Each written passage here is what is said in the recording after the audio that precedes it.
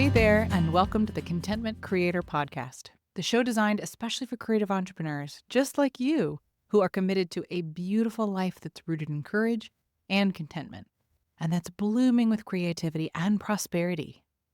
I'm your host, Ellen Broen, a certified life coach, a singer, a mother, and a lover of alliteration, dogs, and deep conversation. This show is designed to become a part of your daily routine to help you, fellow contentment creator, dig deep to clarify your life vision, catalyze your creative flow, and fuel your entrepreneurial fire in just a few inspiring minutes each day. Each Friday, we talk about CEO care, and this month we're focusing on the unique path to growth that pregnancy and postpartum offers us creators. Today's episode is all about carrying more than just the baby, how to manage the mental load and emotional labor during and after pregnancy. Let's talk about something that's been quietly weighing on so many of us, especially during pregnancy and postpartum: the invisible work, the mental tabs that never close, the emotional temperature taking of everyone in the house, the meal planning, the appointment scheduling, the noticing, the remembering, the preemptive soothing, the holding it all together before anyone knows it's unraveling. We call it the mental load. And when you're pregnant or postpartum, it doesn't just double, it multiplies. Because now, you're not just carrying your life and your business, you're carrying your body's transformation, your baby's formation, your identity's recreation. And you're likely still trying to anticipate, plan, and care for everyone else too. And here's what makes this even harder. Most of this work isn't seen, which means it often goes unshared. It may feel unappreciated, and if we're not careful, unbearable. This episode is not about blaming our partners or colleagues for what they don't see. It's about bringing visibility to what we so often tuck away. The heroic, exhausting effort of being the one who notices and carries everything. When we're the primary nurturer in all areas, in business, in home, in parenting, in partnership, the expectation becomes, we'll figure it out. We will keep it together. We'll remember what no one else does. And often we do because we can. But that doesn't mean we should do it alone.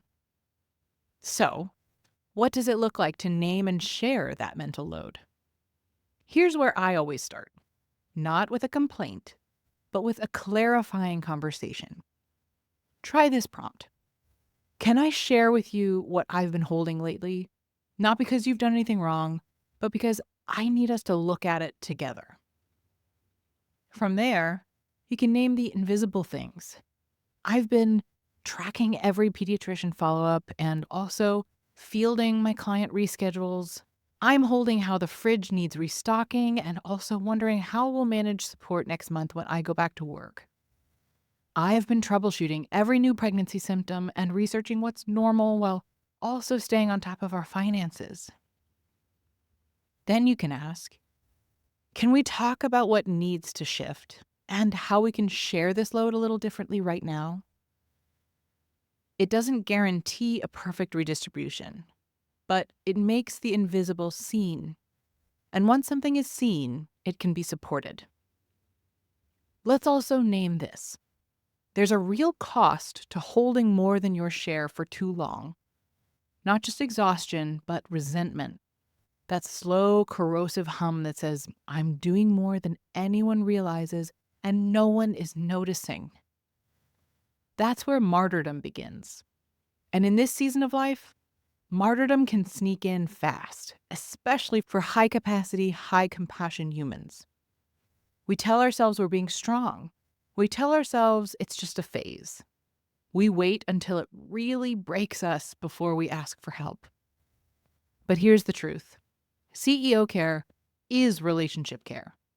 The way we tend to our capacity isn't just about us. It's about what version of us is showing up in our relationships. A well-resourced partner doesn't mean perfect or peppy. It just means present. It means we're not simmering under the surface. It means we can hear each other, care for each other, and recalibrate together. So here are a few grounding practices I recommend. Externalize the invisible. Make a shared doc or a dry erase board of what's currently on your plate. Not to overwhelm, but to redistribute with clarity. Ask what's mine to hold and what's not. You don't have to carry what someone else is capable of holding, even imperfectly. Join support communities, postpartum Facebook groups, birth worker discords, text threads with other entrepreneur parents. Let others normalize your load and share what's helped them. Be out loud with your circle. Your therapist, your best friend, your doula, your coach. Let people into the emotional labor, not just the logistics.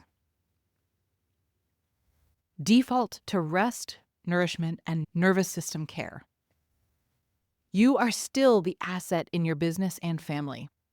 Care for the asset. If you've been feeling like you're carrying more than just your baby, know that you're not imagining it. You are. And you deserve systems, support, and softness to carry you to.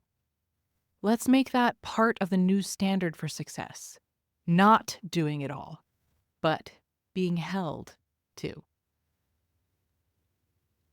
Thank you for being here with me today. Join me here next week for a very special and vulnerable week in our series that I'm calling Pregnancy and Postpartum as My Path to Self-Growth, where I share my most intimate experiences and lessons.